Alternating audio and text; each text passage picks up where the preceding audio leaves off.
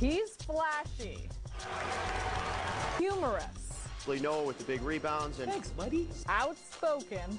I mean, I never heard anybody say I'm going to Cleveland on vacation. And there are no apologies.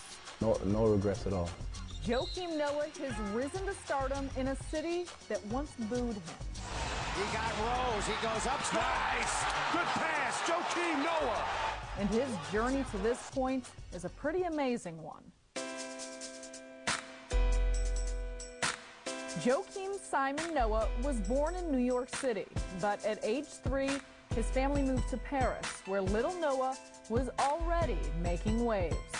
I got kicked out of preschool because the teacher said I had too much imagination. So that's my mom's favorite story.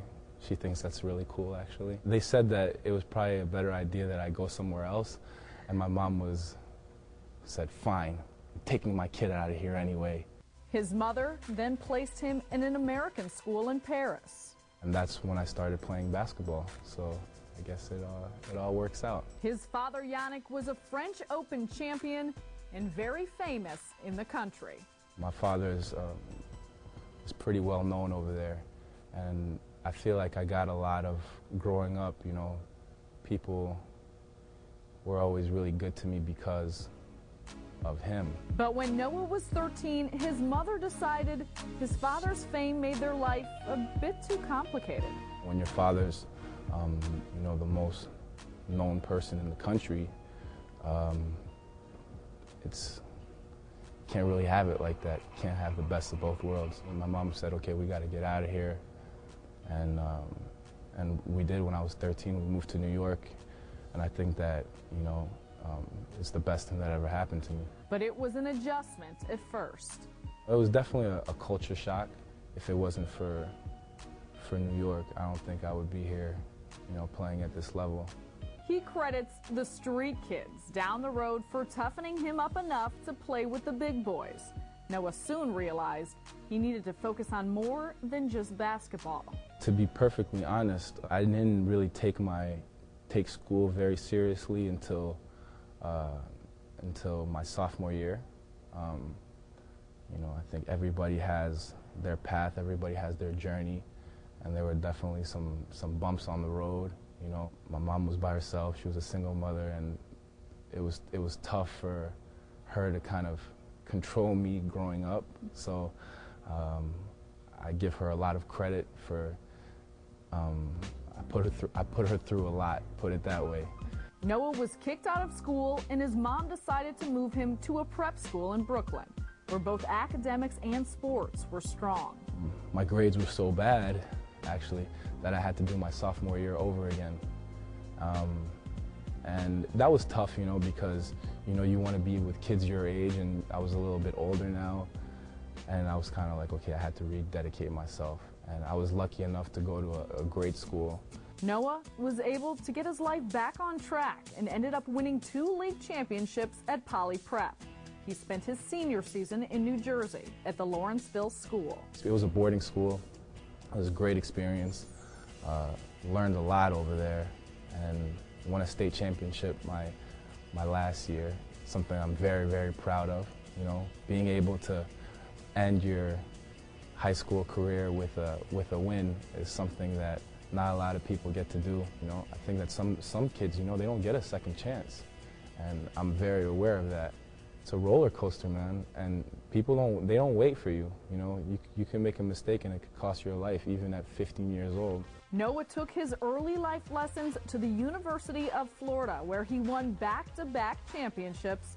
And in 2007, the Bulls selected him with the 9th overall pick.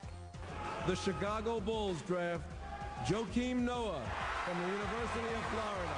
But the story of the evening was Noah's unforgettable outfit. This guy, Jared M., who he's a designer, he came up to me and he's like, look, I want to make your suit. And I was like, well, it's going to be a very tough task because I want something really funky. I really wanted the bow tie as well. And I thought the bow tie, I thought it was a great outfit, you know? I mean, what, this 5 years later and we're still talking about the bow tie, man. It's unbelievable.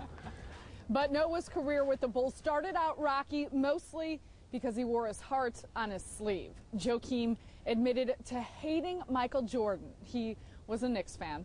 His teammates added an extra game to a one-game suspension after a confrontation with a coach. And in his first offseason, he ran into legal troubles in Florida. In the following seasons, he battled injuries and playing time, but then came the 2009 playoffs. I remember earlier that year, not playing at all in the beginning of the year. When I would come into the game, I was out of shape, getting a lot of DNPs, and even coming into the game a few times and getting booed. Those were low points, and I just kept working. And then all of a sudden, we're in the playoffs. An opening, that's not the way it's going by Joakim. Pierce can't foul, and he goes. Get up, or get out the way, Paul Pierce. It was a serious steal. It was a good play. I wish we would have won that series, but I feel like it gave our team a lot of confidence, and we knew we could play against some pretty good competition. And now that his energy is properly channeled, the never satisfied Noah has big plans. Since I've been here, I've been lucky to be on some teams with a lot of cool dudes, and I don't take that for granted. And like I said, I think the goal is to win a championship. So we want to get better, we want to improve. We've got a great coach, great teammates, and I just want to go out there and give it my all.